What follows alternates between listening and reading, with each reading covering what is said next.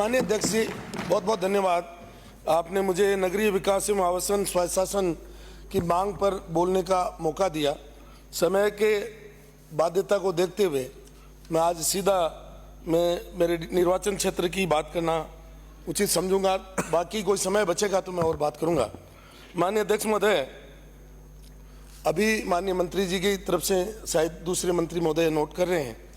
मैं आपको कहूंगा कि मोदी जी बार बार चर्चा करते हैं अमृतकाल की, और हम उनके अमृतकाल की योजनाओं का भी स्वागत करते हैं। अमृतकाल में डीडवाना को जो पैसा मिला, और मेरे से पहले जितने वक्ता बोले विशेष रूप से सत्ता पक्ष के, क्योंकि ये पक्ष तो पिछली बार सत्ता में खुद था, इसलिए ईओ, नगरपालिका चेयरमैन इनके अधिकार क्षेत्र में थे, तो जितने भ्रष्टाचार की बातें आ रही हैं वो इधर से ही आ रही हैं, और इधर से मंत्री जी जरूर सुनेंगे। मैं भ्रष्टाचार के 7 नमूने बताऊंगा। अमृतकाल का जो पैसा आया हमारे सिंगी तालाब, जीर्णोद्वार और कचौलिया तालाब का, उसमें जो उसकी डीपीआर थी उसके विरुद्ध काम हुआ।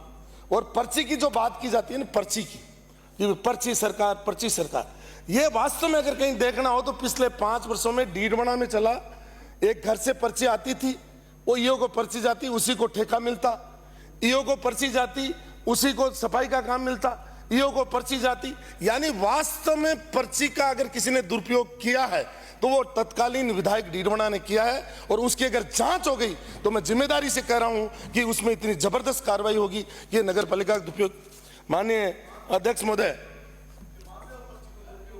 हाँ वो आपने किया है, तो मैं माननीय अध्यक्ष महोदय, हाँ, मैं नगरपालिका अधिनियम जवाब तो बोलते, नगरपालिका अधिनियम 2009 की बात करूंगा। माननीय अध्यक्ष महोदय, मैं नगरपालिका अधिनियम 2009 की बात करूंगा। उसमें लिखा है कि नगरपालिका की सामान्य साधारण बैठक 60 दिनों के भीतर एक बार हो जानी चाहिए।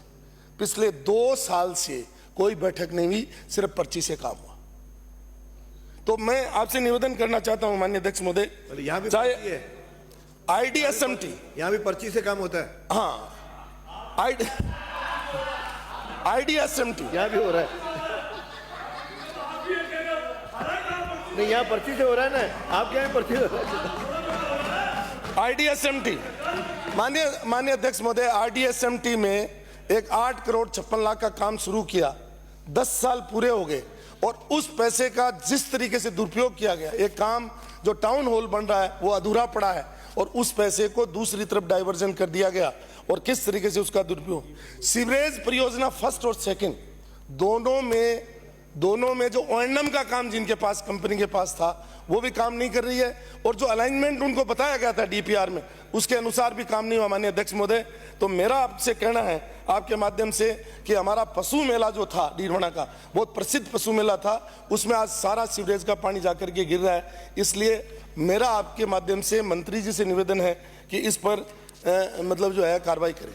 जहां पत्रावलियां गायब हुई हैं, माननीय अध्यक्ष महोदय, ये एक डीडवाना की बात नहीं है, यहां से भी खूब आवाज आई कि जो पहले पट्टे काटे गए और पट्टे काटने के बाद में उनकी पत्रावलियां गायब हुई, और जिस तरीके से पत्रावलियां गायब हुई, माननीय अध्यक्ष महोदय, मुझे अफसोस है कहते हुए कि नगरपालिका चेयरमैन ने अपने नाम से 891, 848, 800 गज के पट्टे ले लिए, और आज उनकी पत्रावलियां नहीं मिल रही है, और मंत्री जी के मुंह से रोज सुन रहे हैं कि हम पत्रावलियां ढूंढ लेंगे। मैं आपको कह रहा हूं हर नगरपालिका में FIR करवाइए, और उन पत्रावलियों को जरूर आप ढूंढ करके उन पर कार्रवाई करवाइए।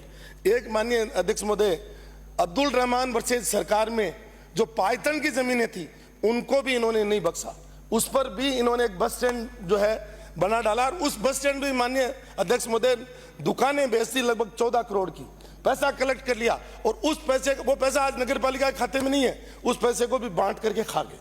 तो मेरा कहने का मतलब यह है कि ये जो अब्दुल रहमान वर्सेज सरकार में जो वोलेशन हुआ, उसके बाद में ये बस स्टैंड बना, और अभी सरकार के तरफ से एक सर्कुलर आया कि जिन नगरपालिकाओं में या नगर निकायों में पैसा बाकी वो नया टेंडर नहीं थे, उसका भी उल्लंघन करके अभी मतलब जो है 14 करोड़ रुपए बाकी पड़ा है अपने लोगों को मोबिलाइज करने के लिए, और जो है बिना पैसा, उनके पास न कोई बजट है, न कोई शेष है, उसके बाद में भी उन्होंने वो लगा दिया।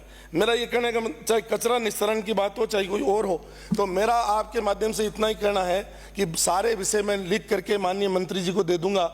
मंत्री जी जो है इस पर थोड़ी सी कार्रवाई करा दें, यही मेरा निवेदन है। मैं माननीय अध्यक्ष महोदय 2 मिनट और बोलूंगा, ज़्यादा नहीं बोलूंगा। मैं आपके माध्यम से ये कह रहा हूँ कि आज की तारीख में 30% जनसंख्या शहरों में रहती है। 1 मिनट में और शहरीकरण आज की तारीख में विकास का पर्याय बन चुका है। शहरीकरण आज की तारीख में विकास का पर्याय बन चुका है। और जयपुर में प्रसिद्ध है कि नगर नियोजन जहां की परंपरा है। माननीय अध्यक्ष महोदय, एक तो पुराना जयपुर देख लीजिए, छोटी चौपड़, बड़ी चौपड़, सूरज पोल, ये, और उसके बाद जो जयपुर बसा उसको आप देख लीजिए किस तरीके से वॉयलेशन हुआ है। और मैं तो अफसोस इस बात का है कि पिछले कार्यकाल में जिसको एनफोर्समेंट ऑफिसर लगाया गया था उसको ईमानदार कहते थे, उस ईमानदार व्यक्ति की जांच करवा लो। 1 लाख से ज्यादा जो है वॉयलेशन हुआ है, अतिक्रमण हुआ है। और अभी भी जिनको लगाया गया, मुझे ये समझ में नहीं आ रहा कि मुख्यमंत्रियों को क्या हो गया कि अपने रिश्तेदारों को ले जाकर के एनफोर्समेंट ऑफिसर लगाते हैं, उनके माध्यम से मतलब क्या करवाना चाहते हैं, मेरा आज तक समझ में नहीं आया। इसलिए मेरा आपके माध्यम से ये कहना है कि अगर वास्तव में शहरों का सही विकास करना चाहते हैं तो ईमानदारी से काम करने की कोशिश